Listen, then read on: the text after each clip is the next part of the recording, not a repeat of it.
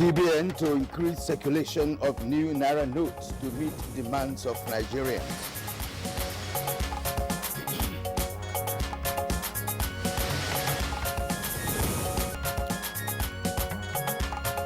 Nigeria Governors Forum warns against CBN-induced recession arising from naira redesign policy.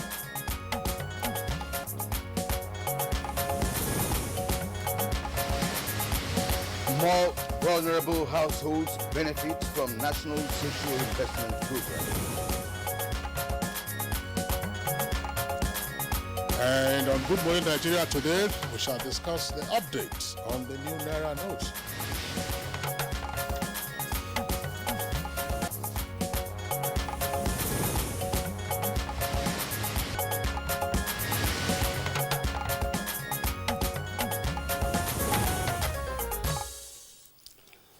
What started as a policy with good intentions to rein in trillions of naira outside the vaults of the commercial banks, promote a cashless economy, and dismantle a shadow economy is being marred by implementation challenges that are taking a toll on the informal sector, which is worst hit by the cash squeeze brought about by the CBN naira redesign policy and scarcity of the new naira notes. Of course, Kirian, as we speak, the Supreme Court is adjudicating over the policy which was supposed to be the prerogative of the Central Bank of Nigeria in consultation with the President of the Federal Republic. Now, the Apex Court last week granted an interim injunction restraining the federal government, Central Bank of Nigeria, as well as commercial banks from implementing the February 10th deadline for the old 200, 500 and 1,000 naira banknotes to stop being legal tender. That followed a motion ex parte filed on February 3rd by three northern states of Kaduna, Kogi, and Zamfara, which prayed the Apex Court to halt the Central Bank of Nigeria's naira redesign policy. The Supreme Court further held that the federal government, the CBN, and commercial banks must not continue with the deadline pending the determination of a notice in respect of the issue on February 15, which is just 2 days away. And by the interim injunction, the old naira notes continue to be legal tender, pending, of course, the trial and substantive ruling being anticipated on Wednesday. Attorney General of the Federation, Abubakar Malami, learned senior advocate of Nigeria, was quoted to have said that the federal government would obey the Supreme Court ruling in the hope that the ex parte order, which expires on Wednesday, that's February 15th, would be upturned. Yes, even though it's still a legal tender, but in some places people don't accept the old naira notes since yesterday. All right, now the Minister of Justice on behalf of the federal government already filed an objection challenging the jurisdiction of the Apex Court to entertain the matter, arguing that the release sought were against an agency of the federal government and that the Central Bank of Nigeria has powers to withdraw old banknotes and introduce new ones. Incidentally, more states, including Ekiti, for example, and I think Niger, are seeking to be joined in the suit against the federal government on the grounds that the naira redesign policy and attendant challenges have affected livelihoods and inflicted pain on all Nigerians. We hear that Kano and Rivers are also threatening to sue the federal government on the same matter, and the governors are directing their state attorneys general to join the suit against the federal government.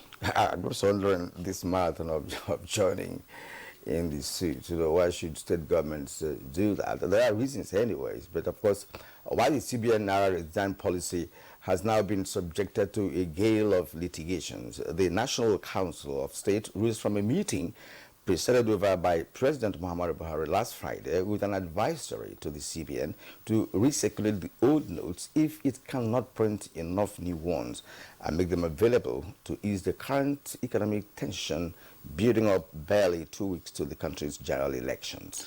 The CBN, on its part, has also denied claims that the Nigerian Security Printing and Minting Company, otherwise known as the Mint, does not have enough materials to print the new naira notes. In a statement, the bank described the said reports as misleading, stressing that it was working assiduously to increase the circulation of the new notes in the country.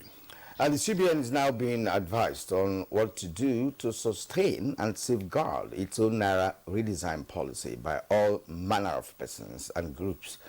What's the update on the new naira notes? What more does the CBN need to do to tidy up the naira redesign policy? Our panel of guests shall speak to these issues on Good Morning Nigeria today. I am Nigerian, welcoming you to the show and thanking you for joining us.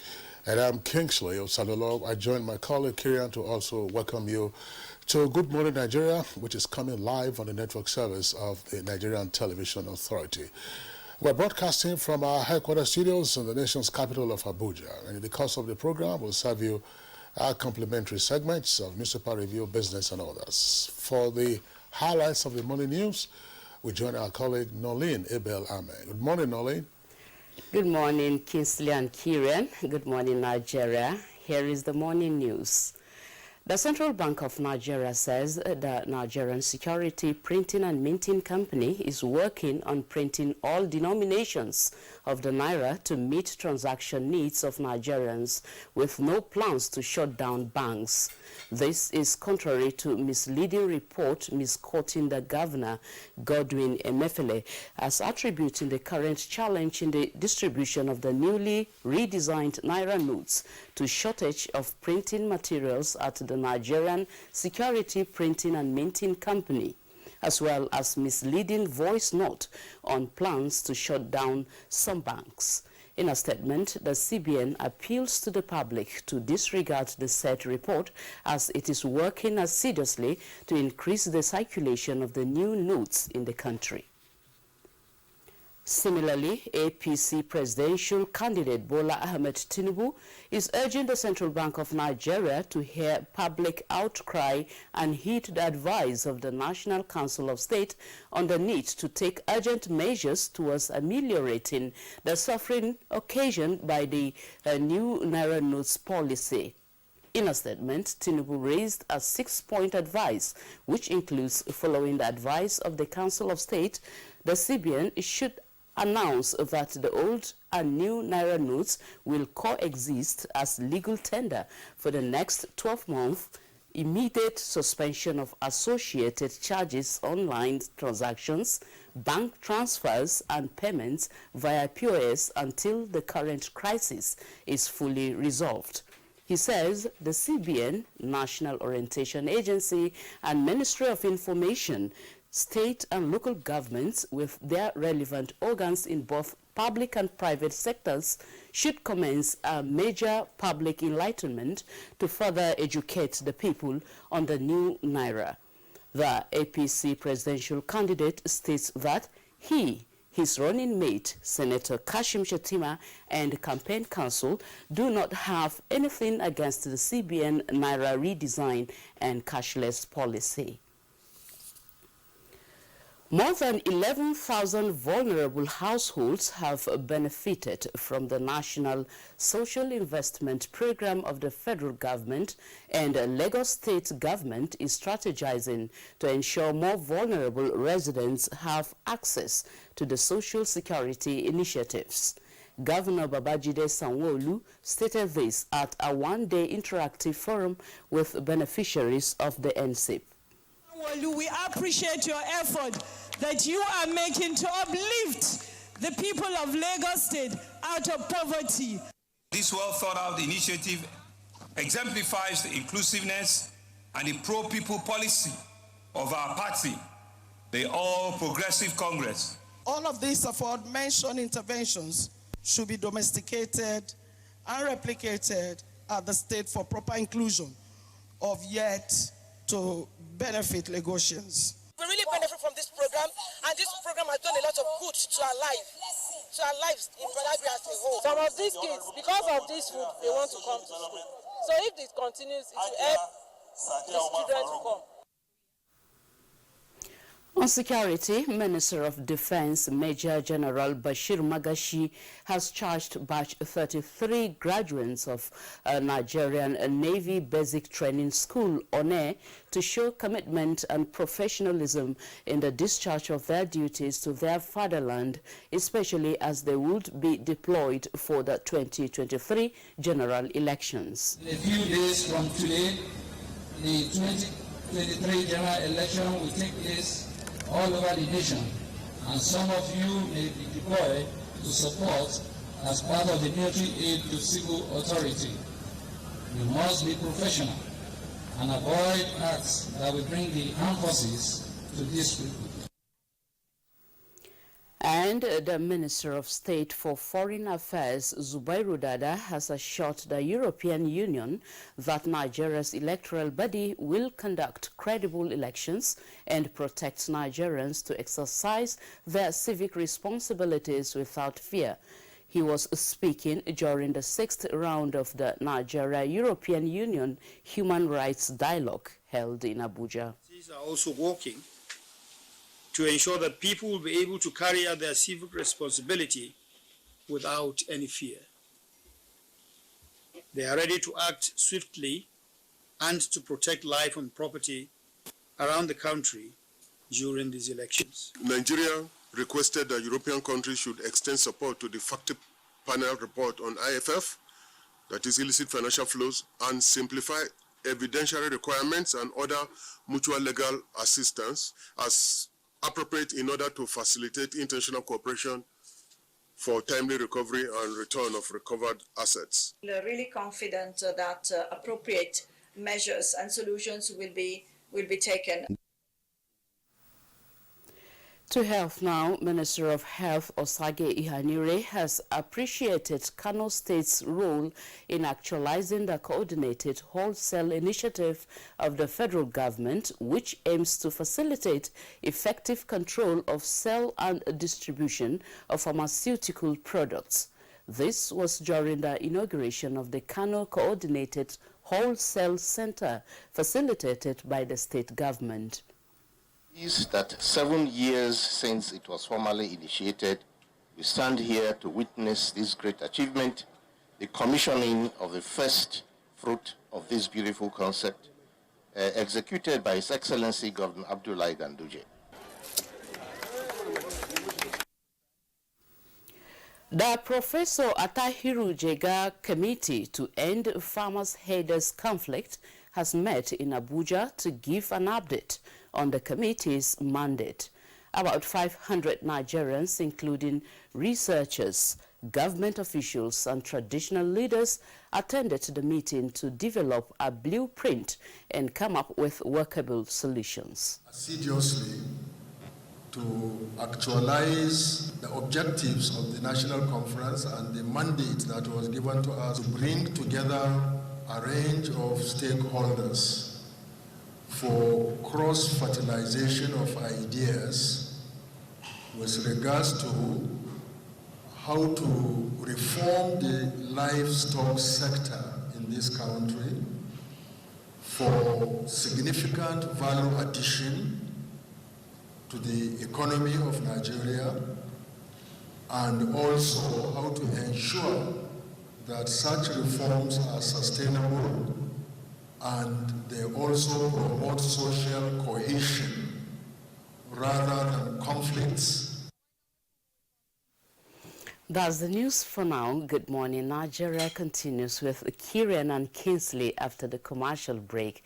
Please don't go away. I am Nolene Ebel Ame. See you at 10 a.m.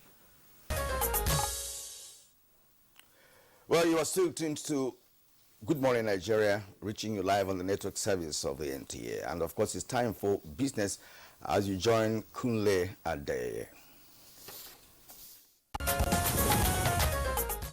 Agriculture has contributed substantially to the gross domestic product GDP in the last 5 quarters. To sustain the feat, a development economist, Dr. Emeka Okengu, is craving for proper alignment among the 3 tiers of government. He said the entire sector should be unbundled to optimally utilize its gains. What's important is that we must treat agriculture for what it is. The Ministry of Agriculture should be a ministry that superintends standards. Now, if we're going to be a ministry that superintends standards, then it simply means that standards have to be established that they can superintend. There must be an alignment between the subnationals and the nationals in first agri policies, okay, then agri programs, okay, then agri funding. All right, you can't have the federal government having a different policy from the state government and then having, divergent funding regimes is not going to work. So first and foremost is to close the rank, and then let's be able to treat Nigeria as a whole. That's one. Two, we must be able to disaggregate agriculture. You must, remove food production for forage production. That's an economy. Food production from medicinal plants, that's an economy. Forage, that's an economy. All right? So you must be able to now, have clear programs. Dr. Okengu enjoined the private sector to show more interest to complement the efforts of governments. With Business News, I'm Kunle Adeyeye.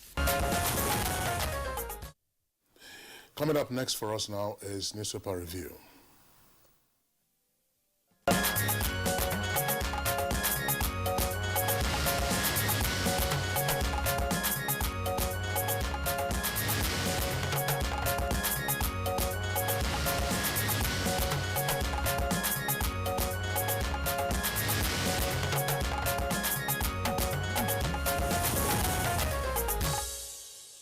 It's good to welcome Chukwudi Waja on this beat newspaper review. Chukwudi, it's good to have you again today. Kirian, good to be here again and good to see you. Kinsley, how are you doing? Very well, and you? I hope you had a pleasant weekend. Yes, I did. Okay. I did. And, how did you manage the weekend? About the naira crunch? Do you have enough cash? Did you have enough cash for the weekend?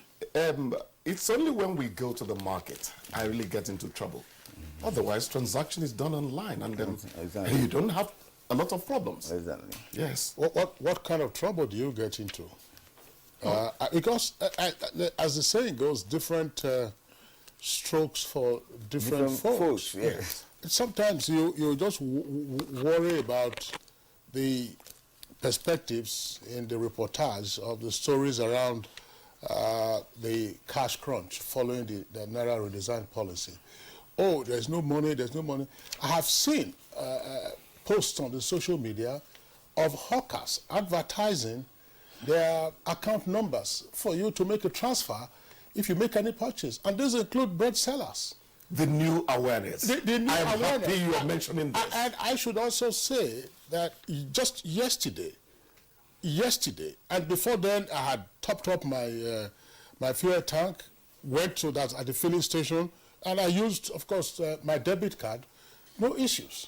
Yesterday, I also went to the market, and before the transaction, I asked the vendor, said, look, what do you have ATM, or do you accept transfer? Do you have POS, or do you accept transfers?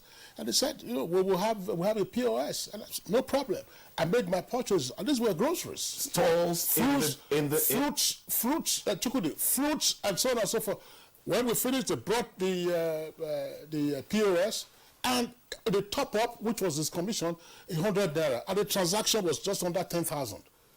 100 naira. So when you hear all these conflicting tales about, there are some areas where people are still, of course, selling the naira at a discount.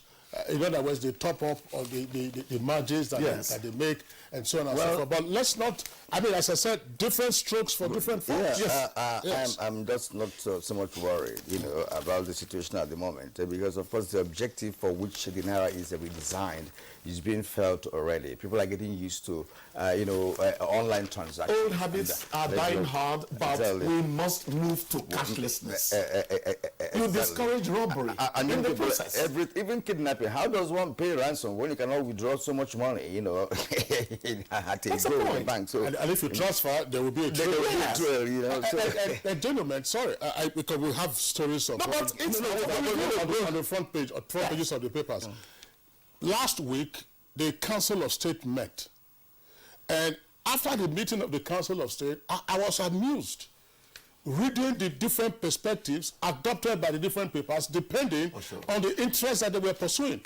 The Council of State, two major decisions on the cashless policy. One, they told the central bank to say, look, release more new naira notes. And if you cannot release those new naira notes, allow the circulation of the old ones along with it. Some of the papers said, look, allow circulation of old naira notes. That was the only perspective they took. Others took the perspective, allow the new naira notes to come in, pump in more naira notes. And then there was a third one, where the central bank governor was said to have admitted that the mint cannot cope. Yes, cannot cope. They don't have paper. They don't have this. They have denied that allegation. Of course, that's what I'm saying. They refuted it. That was what led to the refutation of the story. So, first of all, you have fake news. You have all kinds of perspectives being taken by different persons. Quickly. Yeah. Kingsley just dropped something. I don't like us coming here to vilify members of our clan.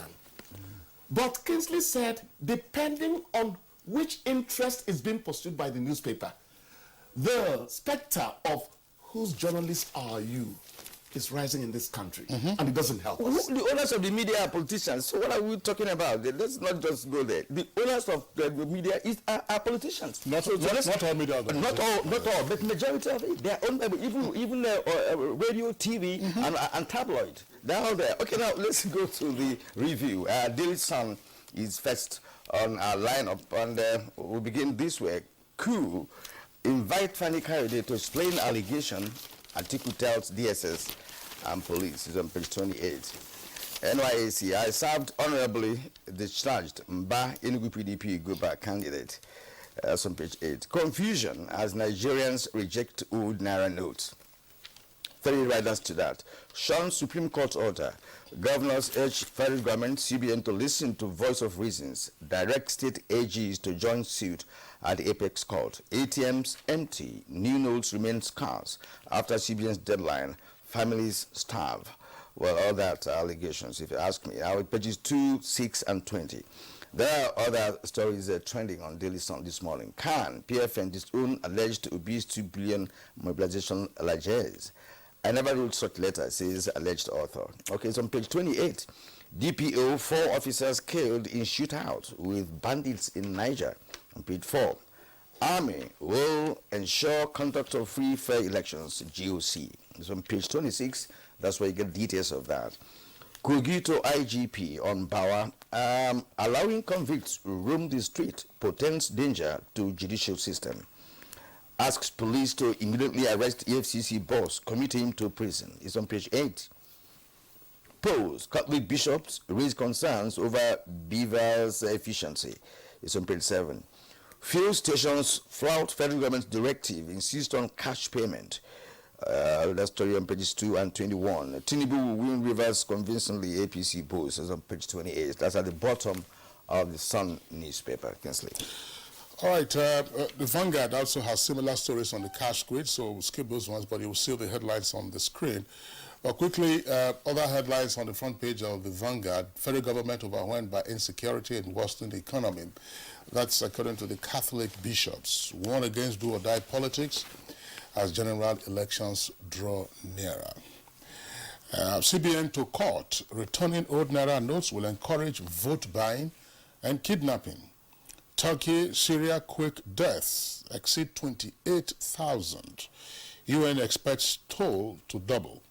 Bandits kill DPO, 4 other policemen in Niger. Desperate propaganda can't derail our momentum, will be dirty. Old notes deadline. Governors direct attorneys general to review suit at Supreme Court.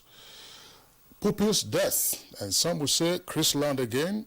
Lagos government shuts Chrisland School. Chukwudi. You have already taken the wind out of my sails, so to speak, by the preemptive discussion, which I liked the robustness of. So let me quickly just say that governors are becoming economists in their argument, that a recession might result from what is happening now.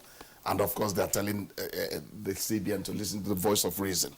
They can push their argument, that people might have their own perspective. Now, let me take just one, since we have talked a lot already. And that has to do with one of the last headlines you dropped. Bandits kill Niger DPO, 4 policemen. The other day, I intoned that news these days revolve around politics and politicking, some governance, and wait for it, homicide. On a daily basis, homicide. And this last bit is becoming worrisome to me. I know it's not something that many people find palatable as well. It's not a crime to be in uniform in this country. How do we safeguard the lives of men dressed up to protect us? How did we get to this dangerous pass in life? You might want to ask. All hands must be on deck to deal with banditry, insurgency, and terrorism. Gentlemen, that's the last line I want to drop. Yes. Yeah. Okay. Kieran, I want to invite our attention to another subject matter. We've had cause to discuss it in the past on Good Morning Nigeria. And of course, at the beginning of the newspaper review session this morning, we talked about cash squeeze, cash crunch, which is again the subject matter for our conversation segment.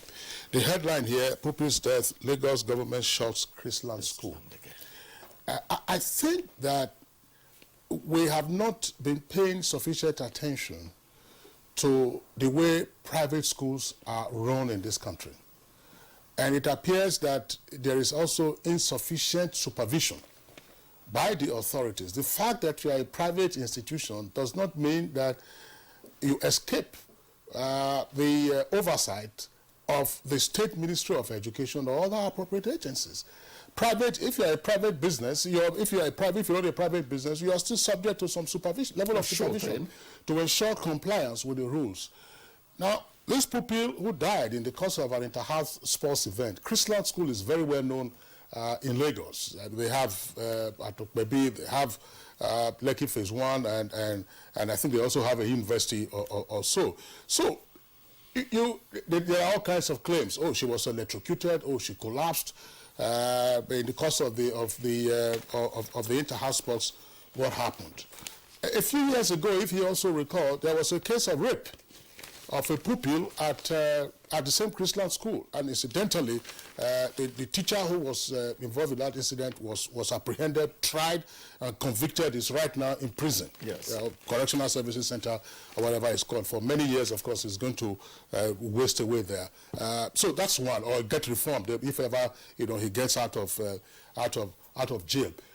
The same last week, there's a report again from Lagos about a man who died in the course of confronting the driver of the school bus of the daughter while he went to school. And the allegation was that the bus driver had defied the 7-year-old girl. So the girl reported to the parents, and the parents went to the school, again a private school in Lagos. And while they were confronting the driver over what the daughter claimed, of course, the father got upset and attacked the driver, and in the course of a scuffle, the driver was said to have pushed down the father of the girl, and the man died. Now, if you recall, some time ago at Dowen College in Lekki Phase 1, another highbrow area in Lagos, Sylvester Oromone, a young man had some allegation that it was out of bullying. Others said, no, he had antenna. There was, of course, a coroner's inquest into that. Sylvester Moroni died. Yeah. And I doubt if the family, has yet to get justice. So what is happening around our private schools? People are paying through their nose for this. See, the thing is not far-fetched. What the situation is at the moment is not far-fetched. The reason being that those schools are owned by persons who hold authority positions in this country in different strata of life. Because if we have cited 2 examples in one particular school and nothing has been done, what happened at the first instance was closure, temporary closure. At a point, the school was reopened. Now we're having another story from there, another story that he cited, meaning that... No, Dowen is different from Chrisland. I understand that, but all are happening in all private schools. And when there are private schools, my concern is in the ownership, because I take time to study some of these schools, and owners of these schools, even where I come from, the state where I come from, for instance. So most privately owned schools are actually owned by persons in power politicians. There are not many persons who are privately driven to run schools, apart from certain organizations like churches, some groups of persons like Catholic Church and the other churches, even the Pentecostal ones now, all have big schools and stuff like that. But individuals who engage in school business are in government. Most of them are government officials. It's okay, Kirian. What I want to say, let's cap it quickly, is yes, there will be a demand for justice when things like this happen. They are heinous as far as I'm concerned. I'm happy that Kingsley raised it. There will be justice. There will be a pursuit of it. We should make sure that pursuit of justice. But what worries me more than anything else is the dearth of public conscience. We no longer live for one another. Kingsley raised it now, but this could be a solitary complaint. A lot of us will go around behaving as if nothing has happened, and that is the tragedy of the situation. Yeah, but it's all those cases are being followed, actually. But of Mori, and as he talked about, we've not heard much about it, how it ended. The other person was, justice was served on one occasion, and all that. Then the man that died trying to fight on behalf of his child is quite unfortunate. It might be hypertensive or something, and when when you get a crescendo, I mean, you cannot be. You can imagine a 7-year-old daughter, defied by a driver. He should not even have you can drive any man crazy. You can drive any man crazy. I'm not sure I can even stand it because I'm going to react the same way. I can see your exactly. I'll react the same way because you don't brutalize younger people. But it's a high provocation. Right, and that man should go to jail for that. How did we get to this dangerous passing law? Well, dangerous passing, again, collapse of public schools, and the fact that parents in general have tended to outsource a number of issues around their children. On the school buses, it is good because it takes the burden away from you in a sense, and you pay for it. Private schools, we are happy that this cash crunch is happening at this time. That is to say, early in the year, January, February.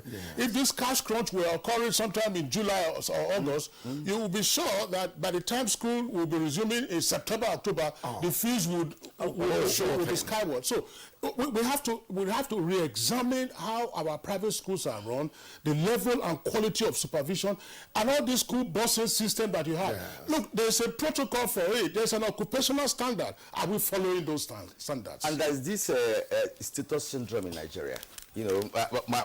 My children are in one school. You see people posing to say, look, my child, status syndrome, circumstantial, that my child in a social school, or whatnot. And when they return, you don't even have any quality in them that will separate them from the people in public schools, as the case may be. So what's that syndrome all about?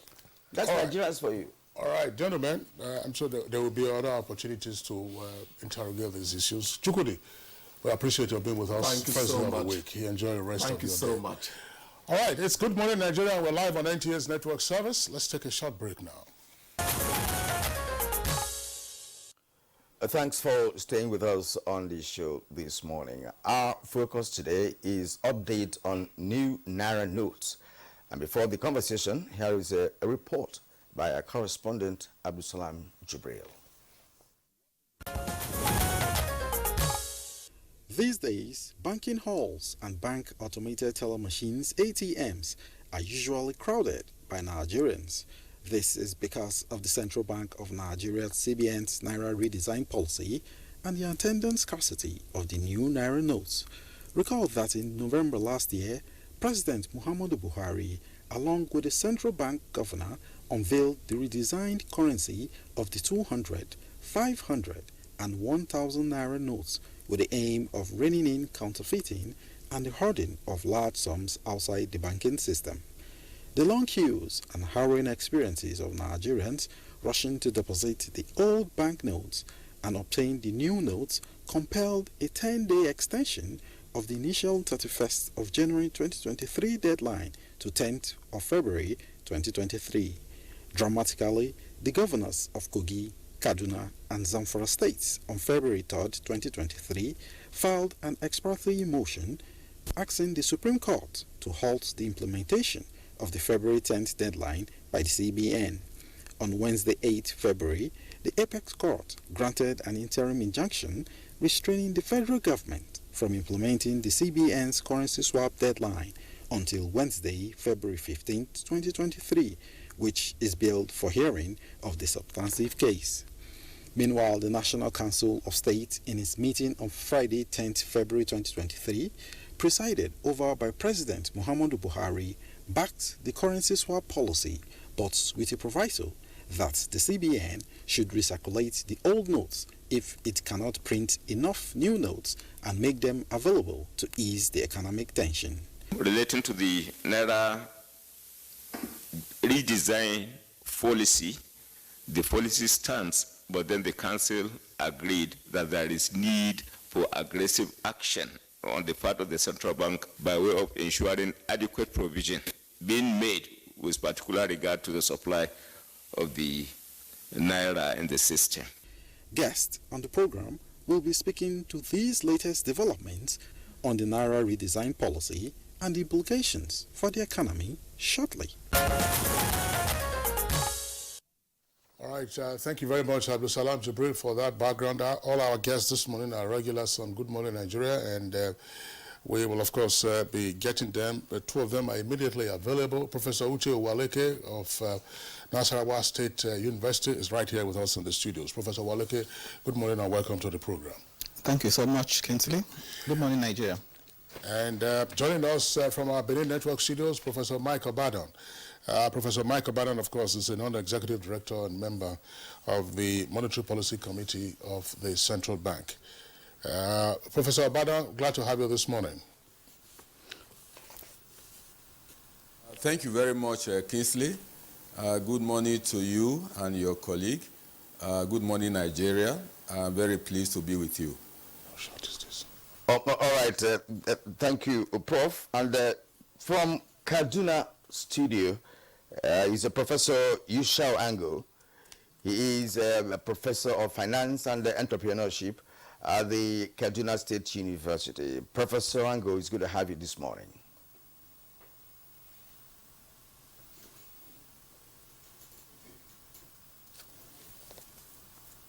Good morning. It's my pleasure. I'm happy to be here. Thank you. All right, and we'll be having a Zoom connection from Kigali, Rwanda, very soon, and then we'll be joined by Dr. Tobe Faswa. Okay, for now, we get started, Kinsley. All right, thanks, Kirian. Well, let's begin with Professor Yushao Ango, another regular on Good Morning Nigeria. But of course, we've not had him since we've been having conversations on the Naira redesign policy. Professor Ango, tell us, is this, again, a typical challenge that we face with regard to implementation of an otherwise laudable government policy?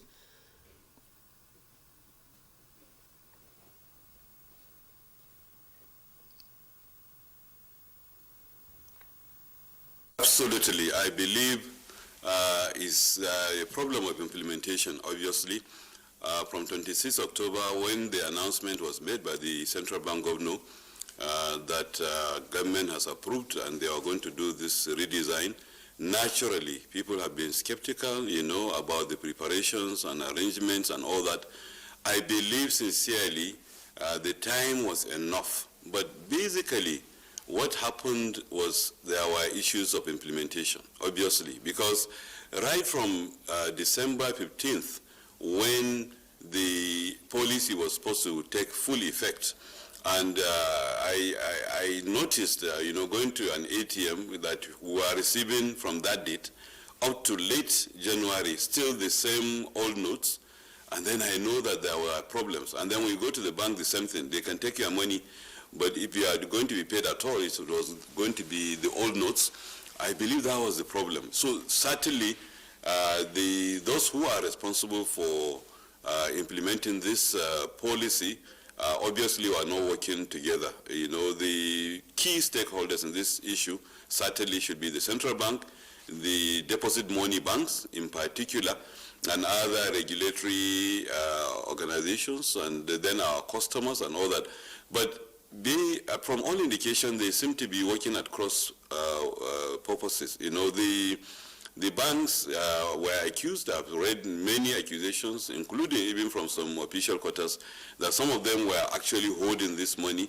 They are working in with some other people to, to beat the policy, because the whole aim of the policy, as enshrined or as specified by the central bank itself, among other things, was to cooperate with the security agencies and ensure that illicit funds are traced, and somehow they are not able to use those illicit funds. But by conniving in some cases, as has been alleged, some of the banks have probably have not cooperated with the central bank in this regard.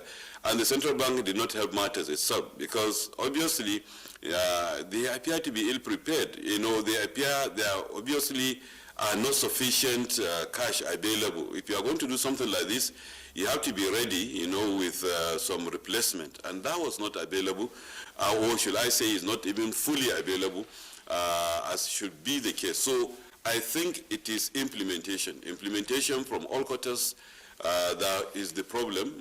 Yes, we are seeing some progress. Even the central bank itself, they started some initiatives. Some of the management and local branches started visiting places, and all that. That happened much late in January. And then they started going to some local governments, and to gather people to exchange these funds for them. Even that also was late in January. Imagine something that you started December 15th. So if it had started simultaneously, everything had started at the same time, I believe implementation would have been better. I believe we will not have been in the situation we are in now. So I agree with you totally that implementation is a challenge. I believe Gentlemen, Nigeria could be said to be synonymous with bad implementation of good policies. It has not just affected us based on this redesigning of the naira, but in other sectors of our national life. We keep experiencing this time and time again. And, people in authority are finding it extremely difficult to do something about it. But then, let me get in Professor Mike Obadan, who happens to be a non-executive director and member Monetary Policy Committee of the Central Bank of Nigeria. Well taken, sir, that the policy is laudable. Now the implementation is having some challenges, which has metamorphosed into certain, shoddy deals, with respect to the exchange of the naira. And as our first speaker pointed out, it appeared the central bank was ill-prepared for this implementation. What can you say about this? And of course, what are the steps that should be taken now to bring about a remediation?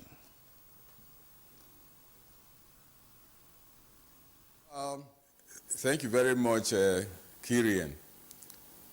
I would like to say that, the challenges that Nigerians have seen and the kind of pain people are experiencing is not due to the fact that the central bank is ill-prepared or was ill-prepared for the implementation.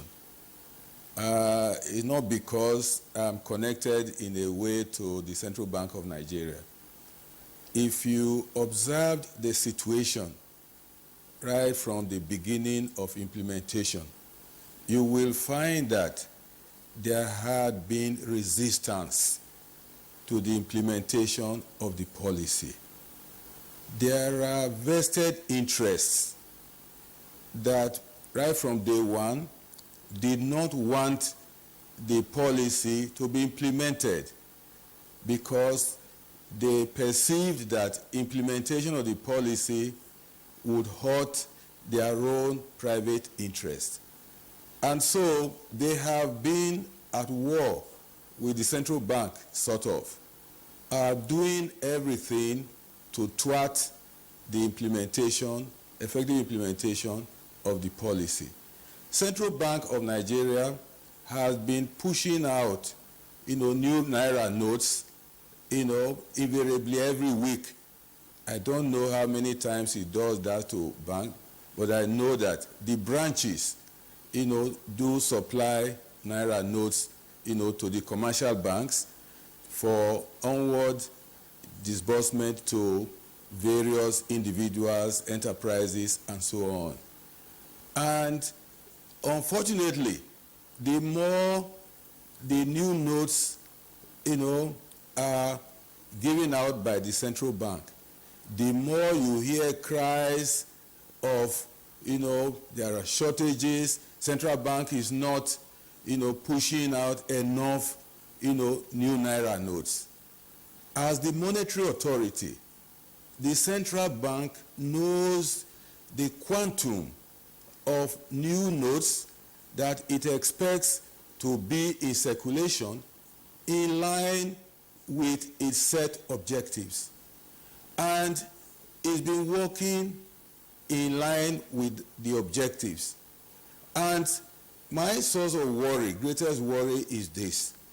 The more the new naira notes are pushed into circulation, the more the new notes appeared to be swallowed by snakes or something else that tend to make the notes generally unavailable. One expects that as the new notes are pushed out by the central bank, they go into circulation, economic agents and transactors use the notes and pass, spend money, spend the new notes, and the notes remain in circulation. But you find that most of the new naira notes are not in circulation. They are being hoarded for a purpose, for certain vested interest. If the new notes were not being hoarded and more notes are pushed into circulation every week, and many Nigerians get used to the online platforms of payment, which Kingsley rightly alluded to, many enterprises are now getting used to the online payments. Then there should be no issue of very serious shortage of the new naira notes. So invariably, it's not that the central bank had a fault at the beginning in respect of implementation. But like I have said, I think in the last program we had, that perhaps for me, the central bank could have pushed out at the beginning just a few, sample 500 and 1,000 naira notes. Plenty of the lower denominations would have been pushed out. 200 naira notes, 100 naira notes, 50 naira notes. That would have been in line with its objective of preventing the use of higher denominations for counterfeiting, for hoarding purposes, because the lower denominations are less amenable, to the counterfeiters and hoarders. But having not done that at that time, but I believe over time it has also learned some lessons. So my major point is this: can we not appeal to those hoarders of the new naira notes to have mercy on the majority of Nigerians, helpless Nigerians in the rural areas, in the urban areas, that are now suffering because they are not used to online platforms, and they need cash for very small transactions, so that they have mercy on them and push out the naira notes that they have been hoarding. Because if they, for example, for the purpose of argument, if hoarding was being intensified or done because of the needs for elections, are they sure that the Nigerians that are now suffering will be alive by the time of the elections for the monies to be shared to? They must bear all this in mind and have a rethink, rather than portray themselves as the defenders of the low-income groups, poor Nigerians and all that. Central bank is not an enemy of the Nigerian people. Is working in line with its mandate and taking actions and implementing them in line with what will enable it to accomplish the mandate, of course, bearing the Nigerian people in mind. Ultimately, monetary and price stability objective, which is the primary objective, affects the Nigerian people. So my point, Kingsley and Kirian, is this. Let us not continue to blame central banks' implementation. Otherwise, how would it have been implemented? Initially, the central bank allowed, over-the-counter withdrawals of the new naira notes, and that was very, very strongly abused. And then the bank changed gear to ATMs, and the findings now show that even the commercial banks have not been helpful in implementing the policy of withdrawal through the ATMs. So the blame must be put at the doorstep of those who need to be blamed. All right, Professor Michael Bada, thank you very much there for the opening comments that you made. But let's bring in Professor Uche Uwaleke and ask him to leverage on, or at least respond to, the points that Professor Michael Bada made, that it appears that the more the central bank pushed out the new naira notes, it was also the case that the less of those naira notes you saw, and apparently swallowed by snakes, or hoarded in the vaults of the banks, or hoarded in the homes of persons with vested interests. Yeah, thank you, Kingsley. For me, that's even the more reason why we need to have a cut-off date.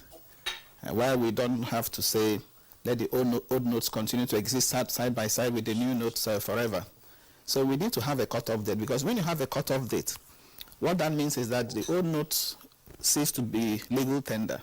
And if they cease to be legal tender, it means that you cannot exchange the old notes for the new ones. So hawking of new naira notes will naturally end, because nobody will want to say, give me 12,000 and take 10,000, when he knows that the 12,000 he's giving you will no longer be a legal tender. So it's important that that cut-off date, is observed, so that the central bank can now push out more of these new naira notes. But having said that, the weak link I see in all this is not even in the implementation. I don't think the implementation is where the major issue is. I think the issue has to do with the planning. At the planning stage, it's at the planning stage that I have expected some scenario, planning to have been done, some what-if analysis to have been done, to anticipate the likely reactions, by the economic agents to any economic policy. And that is why in economics is simply defined as a science. Let me use Robin's definition. As a science that studies human behavior as a relationship between ends and scarce means, which have alternative uses. So the point I want to underline there is human behavior. So if you want to push out an economic policy, you also have to take into cognizance human behavior, how economic agents will react, okay? Keeping in mind that these economic agents are assumed to be rational. And rational economic agents will always want to maximize gains and minimize losses. So I am saying that the idea of hoarding, the idea of diverting new currency notes, okay, the issue of even hawking, all this must have been taken into cognizance, or ought to have been taken into cognizance at the planning stage.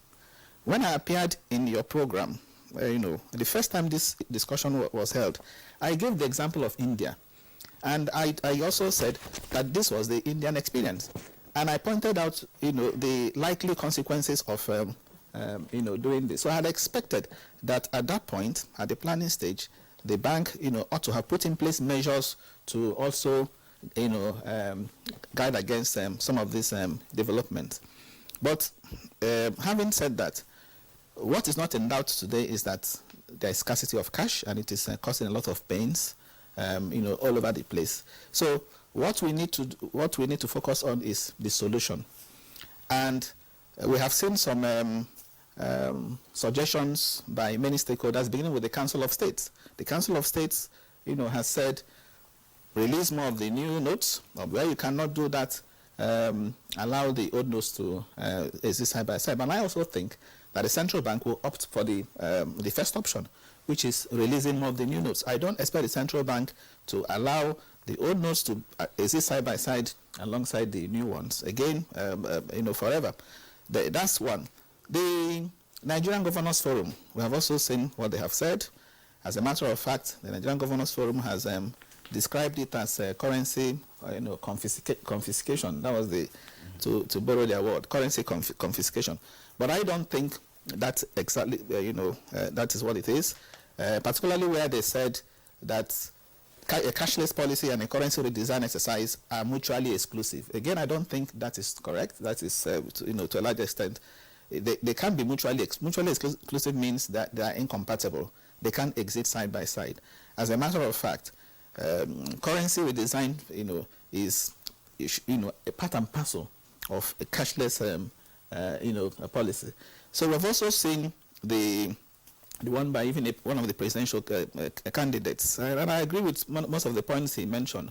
That's talking about the APC presidential candidate. I agree with the suggestions he made, including, for example, reducing or even eliminating charges in connection with online transactions and transfer payments. Okay, he has made that suggestion, and also charges related to POS to incentivize people to migrate to the electronic channels. He has also said that the banks, and that's very important, the central bank should also get the banks and payment platforms to upgrade their payment infrastructure. Okay, so we can have less of these declined transactions, and so that is also very good. The one I don't agree with is the suggestion again that old notes should be allowed to exist side by side with the new notes for 12 months. That is what he has suggested. And he has also said that even those old notes should be the non-withdrawn ones, the ones that are already out there. I know the non-withdrawn ones are not with the ordinary people, because the ordinary people must have taken their own to the banks. So I agree majorly with what he has said, but in terms of allowing old notes to exist side by side with new ones, I don't think that's a good suggestion. We've also seen the suggestions by organized private sector. This morning I read that of the Nigerian Employers Consultative Association, the Chambers of Commerce, and so on. Of course, these people are worried that it's affecting output, it's affecting productivity. There's no doubt about that. We should expect to see that happen in the short run. My take in all this is that, just as has been canvassed, this is the time for the central bank to push out more lower denominations, especially the ones that are still legal tender. 100 naira notes, 50 naira notes are still legal tender. Push them all out. I know the central bank will have this challenge. There's what we call a seigniorage. Seigniorage is the difference between the cost of producing a currency and the value of that currency. So most of the time, if you're producing a lower note, you're doing it at a loss. Maybe that may be what the central bank may experience as a challenge. But this time around calls for it. More of the lower notes should be pushed out. And we've also had, going by data, especially the one I read from Financial Derivatives Company, that out of the 2 trillion that has been mopped in, just about 400 billion, was, although the central bank, I don't have data from the central bank, but if 400 billion is printed out of 2 trillion you're mopping up, of course that's inadequate. So once you have scarcity, you should expect to see hawking, you should expect to see hoarding and some of these issues. So more of it should be out, and the limits central bank has placed so far should be revised upwards, talking about 20,000 naira over the counter, and even the 20,000 naira you hardly get over the counter. So I think we should push out more money and ensure that find a way to ensure that microfinance banks are involved, POS agents are involved, so that the distribution can. Professor Waleke, thank you so much for that analysis. In fact, it was an implicit analysis of the situation and what can be done. Let me return once again to our guest, Yushao Ango. You've listened to Professor Michael Baden and Professor Waleke here. What struck me from their deliberations is that the commercial banks did not play their role properly to assist in circulation of the new naira notes. And again, from my personal experience, Yes, I have every reason to agree with that, because I went to bank. I sought to, shortly before the deadline to withdraw money from the counter. They say it's not possible. I have to go to the ATM. And ATM at that point, it's not even there's no money in the ATM of that bank. People have to queue and wait until money is brought. Now, but some people are being given preferential treatment in the same bank that we're talking about, because I like to investigate things myself. I was there physically, observing what for over 2 hours, deliberately to observe what is going on in the bank. Some people were given preferential treatment, and what have you. So, pointing to the fact that what Michael Ballard said with respect to the role central bank commercial banks played in all of this, is not okay. Of course, you know about the arrest of some bank managers who was stocking money in their vaults or refusing to pay out that money. Should central bank not have a monitoring mechanism to checkmate these commercial banks that are involved in all of this? Because we also know that there's a nexus between transactions between the banks and those who have big money in their accounts and who are politicians, no doubt about that, and big business men in the country.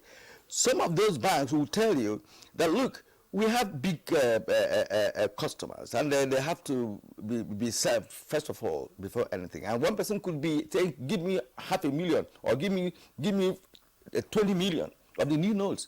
And being a man who, of course, has a huge account in your bank, you just oblige and what have you. So these are the things that I believe has happened across so many commercial banks. Some of them, some persons told me, look, they are going to close their accounts after this ordeal from certain banks, who didn't even operate during this period. Some banks, you can't even do any app transaction in the banks or ATM. But these are still commercial banks that have branches all over Nigeria.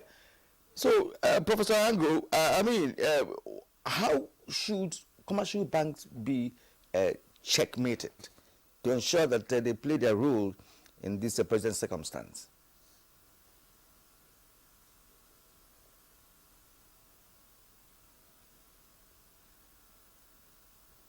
It is clear that the major outlet through which some of these policies, or this particular policy is supposed to be implemented, are the deposit money banks, more than anybody. And all they have pointed out are correct. While, of course, guidelines are given by the central bank, the banks in their various ways, maybe officially or unofficially, maybe perhaps based on actions of some branch managers, naturally may tend to act in a way that circumvents some of these policies. In any case, the policy was clear. Like has been stated earlier, it was possible to for over-the-counter payments, but there was a maximum limit. But then this is, this obviously has been not been implemented properly. Now, the problem we have, I believe, perhaps it might be in the way we implement policies, it might be in the law itself, but then the capacity, of course, of the central bank is there, in monitoring and managing and penalizing some of these banks, but obviously the banks are so big and they are mighty, and perhaps there are even allegations in some quarters that some powerful people in the bank or in the central bank have interest in some of these banks. Perhaps maybe that is one of the reasons why we are not able to take corrective decisions, so as to ensure that everybody does what he's supposed to do. So as far as I'm concerned, yes, there was problem with planning, like Professor Waleke said, but there is major problem of implementation as well. And this is worsened, by our attitude, by deliberate policy, which the central bank itself says or referred to as sabotage, in some ways, by actors who are trying to take advantage of this, any of the government policy, so as to use it for political. This is a year of elections, and people are taking advantage of everything, every policy, whatever it is, for electoral purposes, one way or another. So there are many ways in which this is being done. And I believe if it is planning, then the central bank, for example, knowing fully well that we have so many local governments that don't even have bank branches, You know, right from December 15th, when the policy was supposed to have started being implemented, they should have started this policy of going around, moving to this physically and distributing this. They didn't start until late January.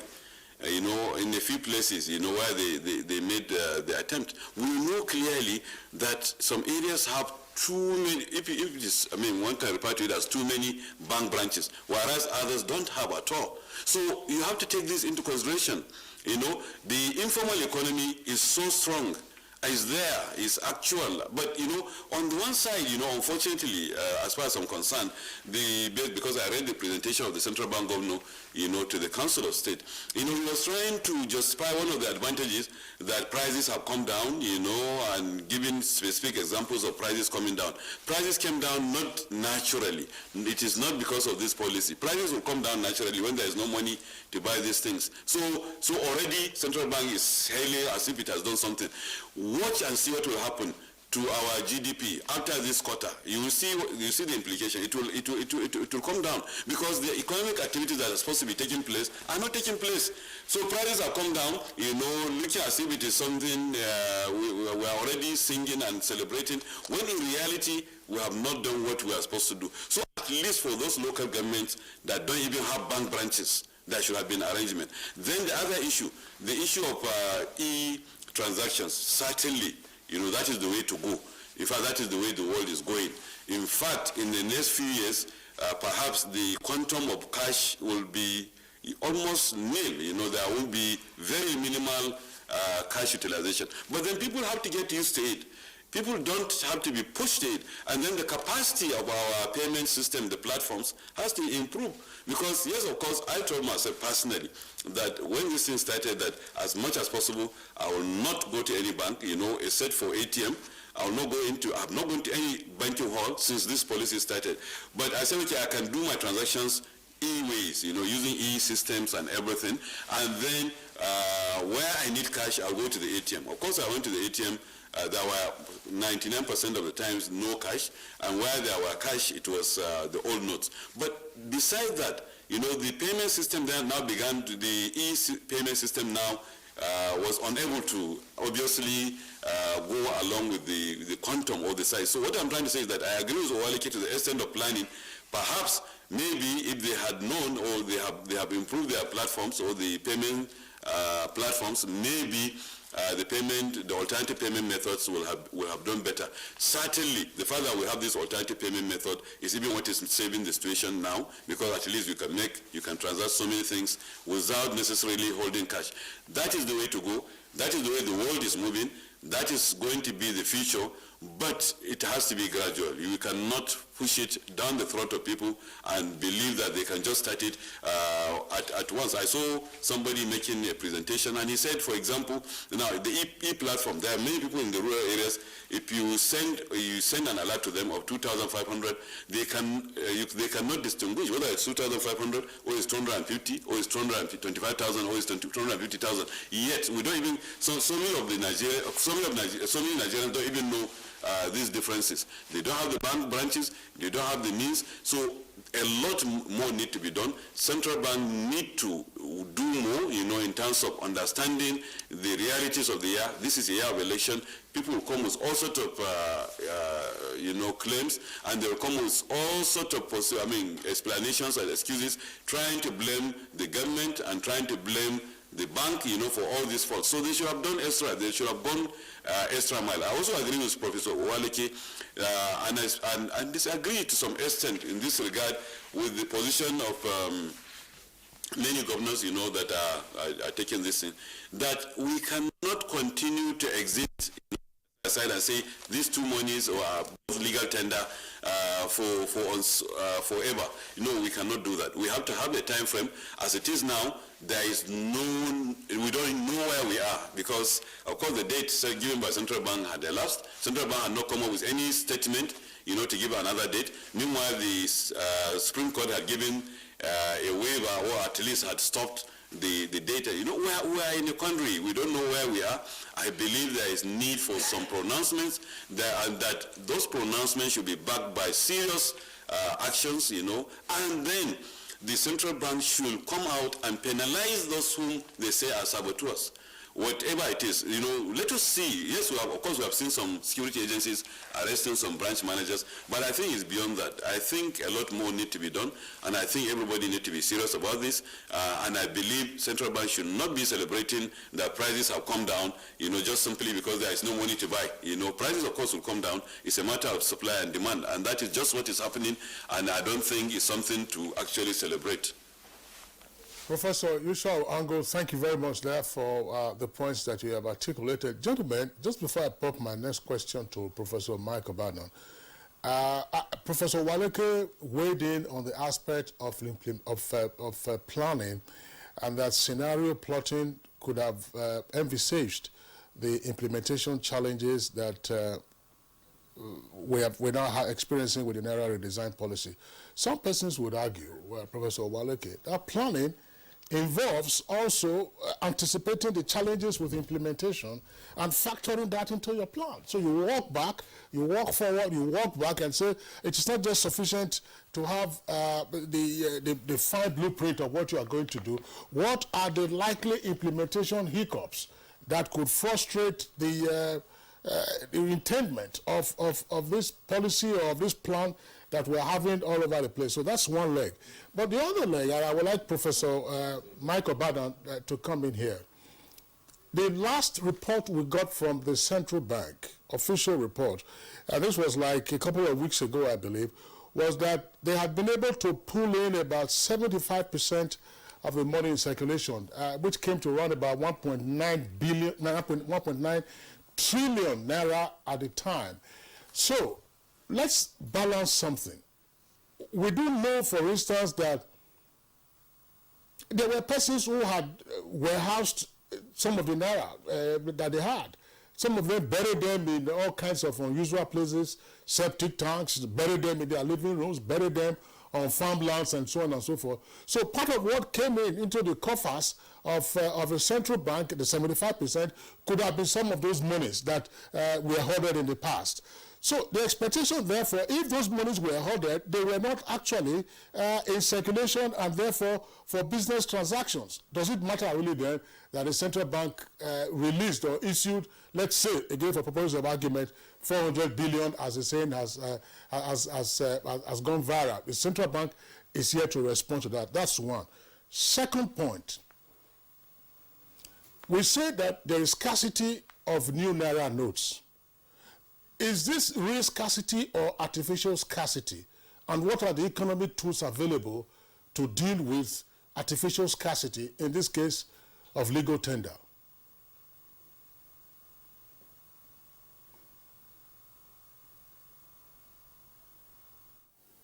Thank you very much, Kingsley, for the questions. Issue of artificial scarcity. If scarcity is artificial for goods, service, or even the naira, it means that there are certain conditions that are making the goods or service not to be available. In other words, human beings are creating the scarcity, perhaps through hoarding of the goods or naira and so on. In that case, it's not really the fault of the suppliers. The suppliers buy the goods in relation to what they thought the market, could accommodate.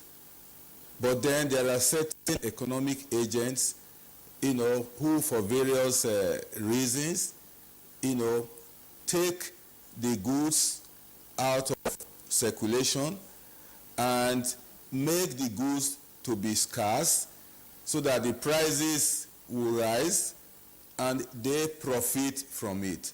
So profiteers, do create, artificial scarcity.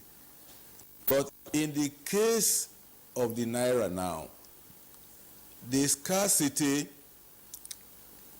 part of it is artificial to the extent that what is being hoarded, quantities that are being hoarded, if they were to be in circulation, they will relieve the pressure, the stress, and the pains that Nigerians are currently experiencing.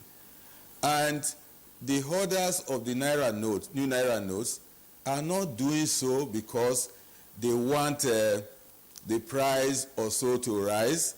No, but because they have a goal that they want to meet in the future through the use of the new Naira notes. And to the extent that they believe that they are accumulating the new Naira notes, holding them, and that they will meet their objectives, then invariably they are surging policy. So in that case, it's not a question of, central bank is not putting more money into circulation.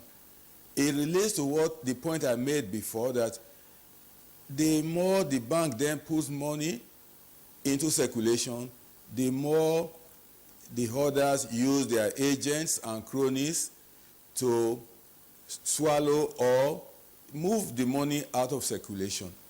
So that is the fundamental problem. That's the fundamental challenge, Kingsley. Except we are saying that we do not agree that big-time economic agents are hoarding, the Naira notes. It's in light of their objectives that they are also agitating for the use of the old Naira notes, perhaps ad infinitum, until their objectives have been met. So invariably, that is a major challenge, So while I agree that if the central bank feels that the optimal quantity of new Naira notes that should be in existence has not been reached, they should endeavor, bank should endeavor to push out more new Naira notes. I've not heard that the central bank said it has put a cutoff. All right, Professor Michael Badan, we are beginning to experience some technical hitches along the line of communication with Benin. Of course, we're going to return to you as soon as our engineers take care of that situation. Presently, let's bring in via Zoom from Kigali, Rwanda, Dr. Tope Fashwa. Fashwa is the founder and CEO of Global Analytics Consulting Limited. Dr. Fashwa, you're welcome to the program. Thank you very much. Good morning. Oh, great. We can hear you loud and clear. We seem to have a good signal there, especially the audio. Well, of course, what we're talking about this morning has to do with the Naira redesigning policy of the Central Bank of Nigeria. And of course, the hiccups of what has actually happened since the implementation with respect to scarcity of the new Naira, hoarding of the old Naira, and going to court by some state governments with respect to stopping the policy from continuing until a certain period of time. Let's get your take on the entire situation. I hope we're not getting into a kind of a conundrum here, because of course it's biting so hard. So what's your take? Thank you very much. It's a bit unfortunate, really, but it's still a redeemable situation. I start by saying that to remember that it is the duty of the central bank to manage the currency. And indeed, somehow, that job was left undone for almost 2 decades before this initiative. So not only the central bank governor, the ones that came before him, about 2 or 3 that came before him, did not manage the currency. And there's no country that goes around with only one currency designed forever, especially in a country like Nigeria, where you have problems with forgeries and counterfeiting and all sorts of criminals all over the place. And apart from that, it is also valid that you introduce enhanced currency designs to be able to checkmate other criminals in society. if you follow the money, most criminal ventures, including kidnapping, banditry, and what have you, are done for money. Simple. Forget about the people who come with all sorts of other shenanigans and all sorts of other motives. Money is at the bottom of it. And so a central bank or a money issuing agency also has a duty to ensure that it plays its own part in doing that, including pursuing things like money laundering. I mean, the Central Bank of Nigeria, EFCC, all of them are members of the global money laundering agencies and every country has to step up to say, listen, play your own part. Especially in a country like Nigeria, where we don't have a particularly wonderful reputation, is what we're still working on. Most international cards cannot be used in Nigeria. If you use an international card in Nigeria, they block it immediately. So we're zoned out already. So all of that is that. So it is okay that central bank would think about an initiative to redesign the currency. However, what nobody bargained for is how it went in terms of implementation, in terms of some psychologies that were not well estimated. It is true that psychologically, most people don't spend new money quickly. If you have mint currency in your pocket, you don't spend it quickly. So there's going to be a slowdown in economic activities. But the moment that people saw that there was even a scarcity, where people started queuing up in the hundreds in the ATMs, everybody kind of locked up, like we say in Nigeria. Everybody locked up, and everybody is keeping their currency. So it seemed as if the production, there was a kind of underestimation of production of how much money that needs to be put in circulation in order not to have this kind of snafu. There was an underestimation, and that's what we're seeing. So whether it came from minting and printing and they didn't print enough, or whether the contract they were given was not robust enough, or whether politicians actually moved in and mopped up the money that they pushed out initially, nobody knows. But it could be a combination of all of those factors, including maybe a bit of bad planning on the part of the project implementer. So that's what we're seeing now. But, whatever the case may be, I also think that the central bank can do a lot of things. I mentioned, chasing money launderers. It is slam bang in the purview of central banks in collaboration with other crime agencies. You can't say you're a central bank, you don't care what the FCC is doing. It's a global issue now. Yeah, changing your currency to enhance the security features, assisting anti-crime agencies, including the police. All of that is right up the alley of central banks. What is not up the alley of central bank is being used as a political tool. And at that point is what I want to say, that I know that the president had this idea of chasing his political friends. He's also a politician, chasing his political friends and trying to ensure they don't have enough money to give people in the election. What has now happened with all the queues and all the deprivation of people from their cash? Perhaps they've softened up the people for even easy purchase in elections, because now for someone who has been struggling to get 5,000 from I don't know how much they will give him now on election day, is going to switch. If that's what they shouldn't have actually used central bank in that regard. It should have stayed at the level of professionalism. All right. Dr. Tope Fashua, thank you very much there for the points that you have raised. I just want to ask same question that I posed to Professor Michael Badon. Now that our connection to you is still clean, we appear now to be dealing with artificial scarcity of the new naira notes. And as you rightly observed, there is hesitancy in spending mint currency. And even with the old ones, if you had mint currency, you usually kept it aside. That's one leg. How should the responsible authorities or agencies deal with this artificial scarcity of the new naira notes? Because the notes are out there, Professor Michael Badon, and we all know the central bank pumps out money, and then the money gets swallowed up. A bank manager here in Abuja was picked up apparently for having well over 250 million naira mint currency in their vaults, and the money, of course, had not been dispensed. So how do we deal with that? And more importantly, Professor Yusuf Ango drew our attention to the fact that commercial banks, that is to say deposit money banks, do not appear to have been on the same page with the regulator, in this case the central bank, in implementing this policy. what sanctions should be meted out to them?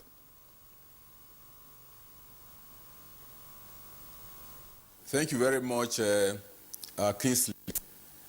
Let me say, perhaps for once, that I agree with the perspective of Professor Michel Ango on this issue of treating commercial banks with kid gloves.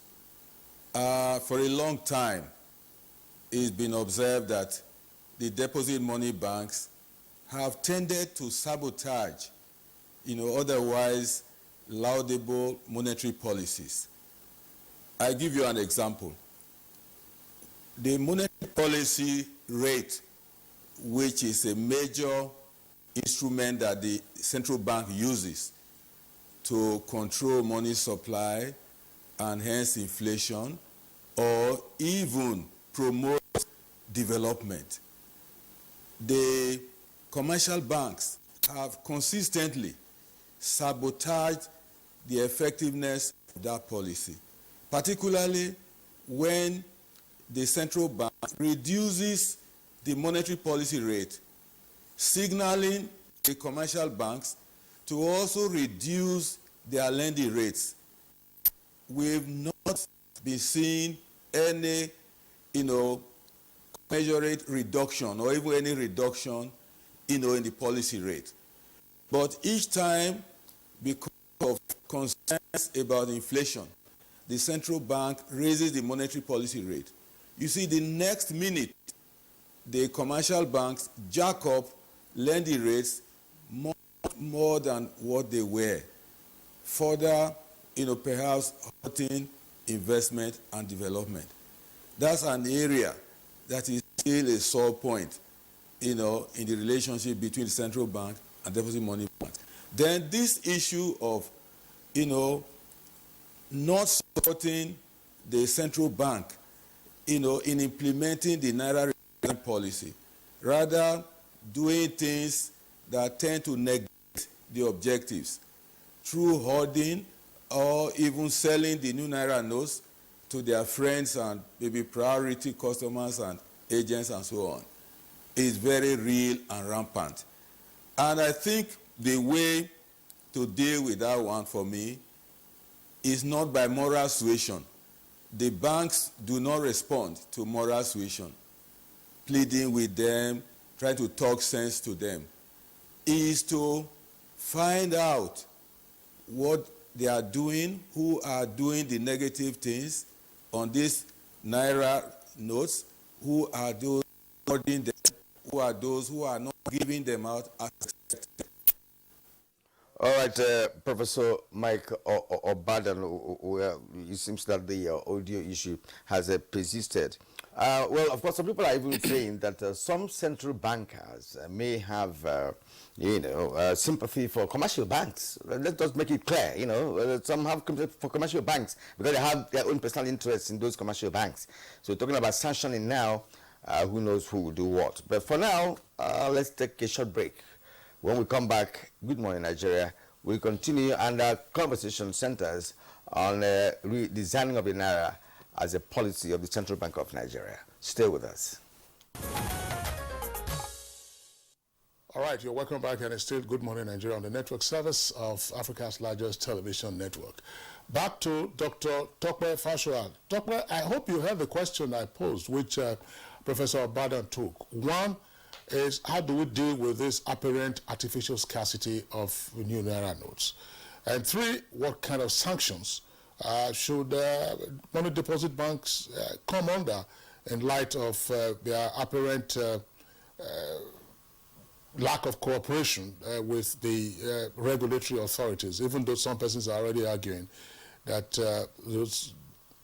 there is a certain regulatory capture in the environment. What sanctions should they face, and how do we deal with the artificial scarcity of naira notes?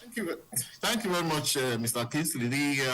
It's a very touchy area, honestly, because we need to be very careful and tread carefully before coming down on any entity. I wanted to say that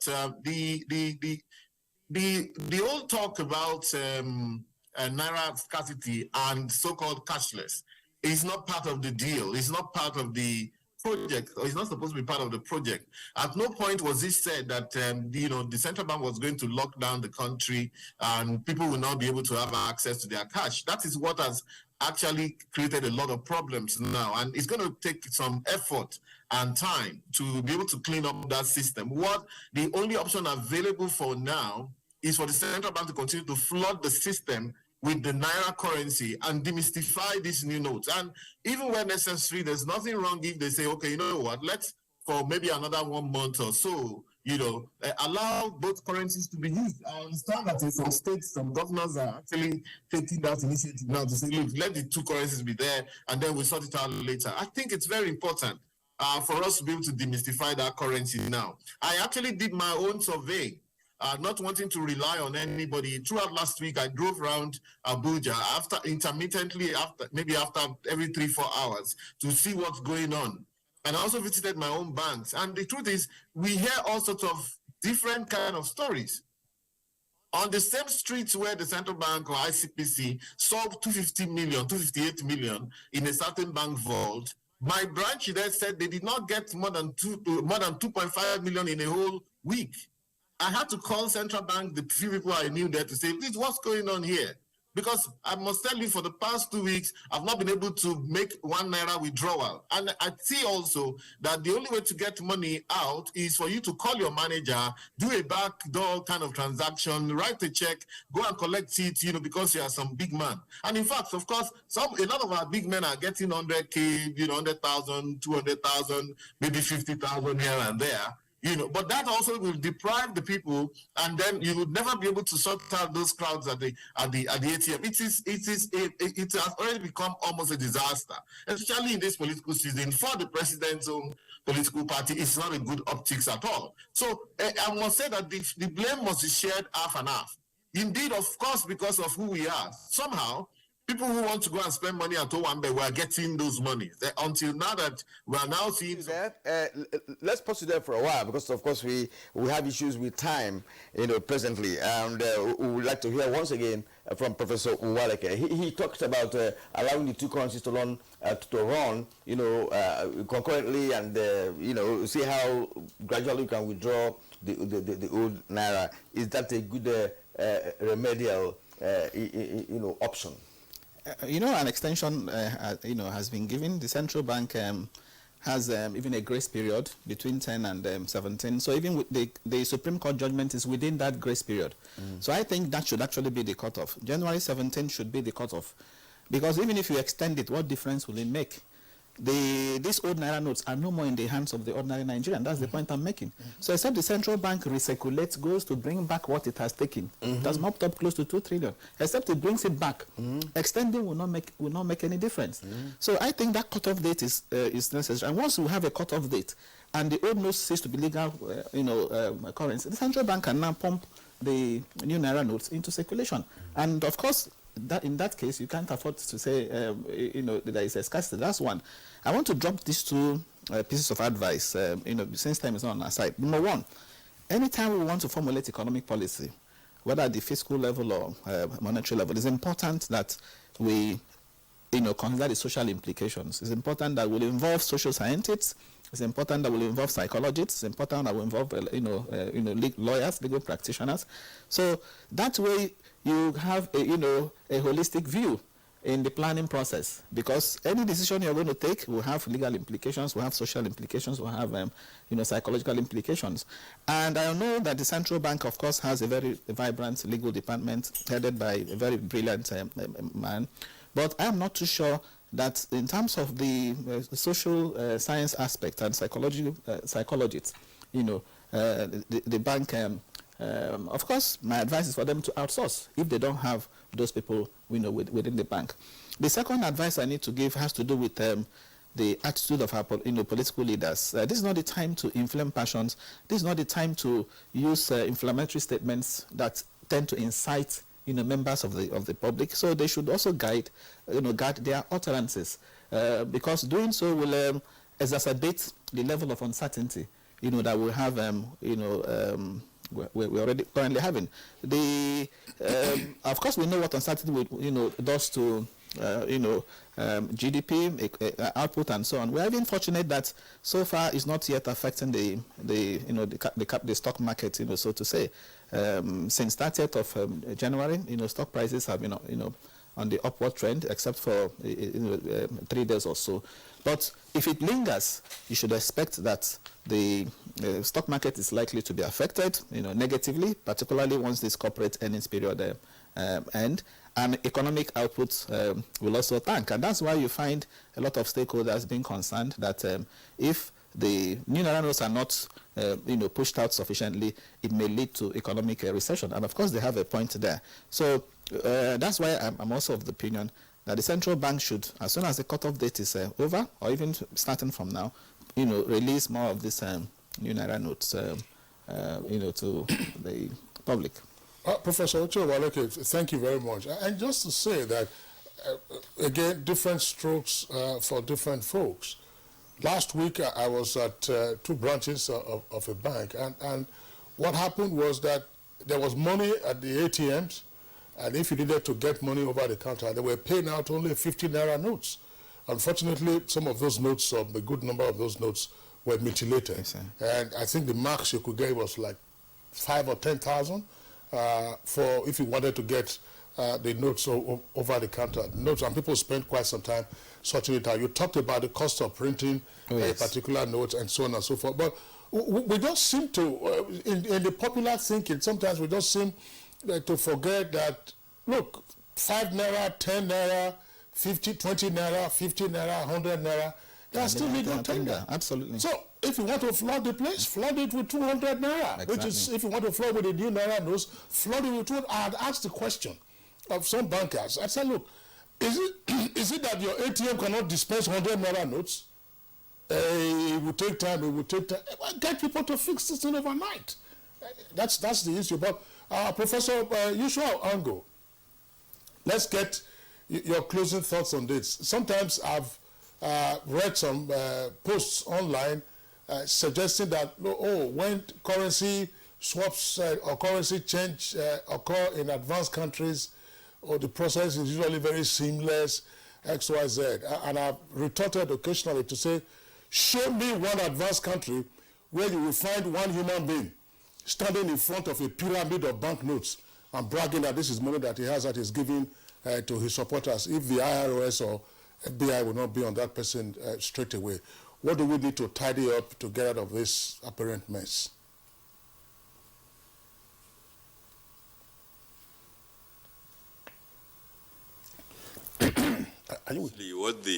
What we need is for every player in the game to be up, to improve their performance. The central bank should bring in a lot more money in circulation. The mint, the allegation, they have denied it, that they don't have sufficient paper, to print these notes. So let us see it in action.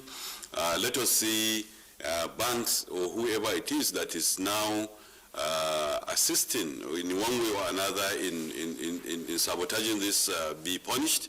And then also Nigerians, let us respect our currency. Like I said, I've not been to any bank to withdraw money, but I've been to ATM, but I didn't get new notes. But with the support of and help of some fuel attendants, I was able to get some new notes. And already these new notes, I don't know that the camera can capture it.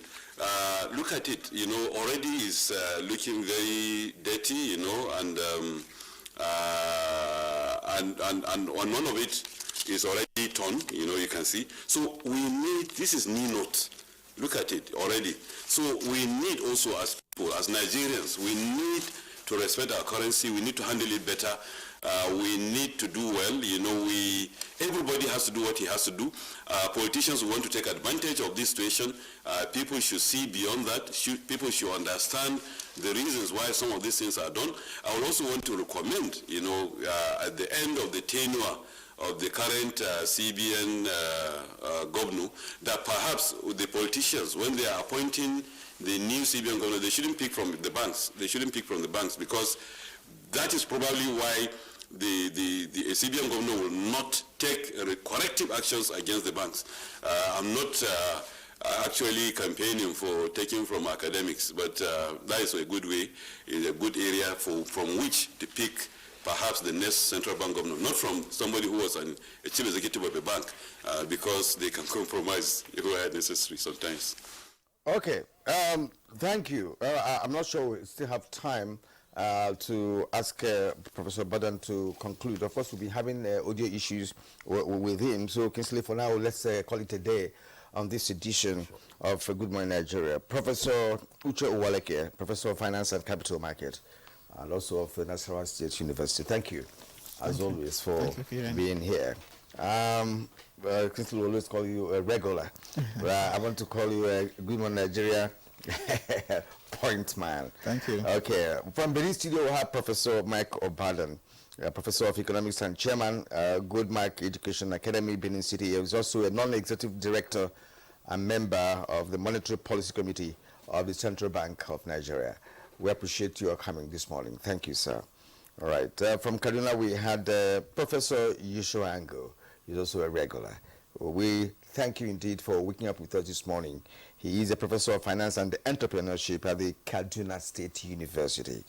And via Zoom, from Kigali, Rwanda, we had Dr. Tope Fashua. I would also like to thank you for being part of our show this morning, just as always. We hope to welcome you back when you return from Kigali. That's it for us on Good Morning Nigeria today, and we appreciate your being with us. Tomorrow is yet another day for a fresh package of the program. And congratulations, of course, to Real Madrid. They won the FIFA Cup at the weekend 5-3. That's the second trophy for the season, although they are trailing Barcelona in the log of Spanish La Liga. I'm Kingsley Osadolo. Have a nice day. I am Kyrian Umar. I'll see you again tomorrow.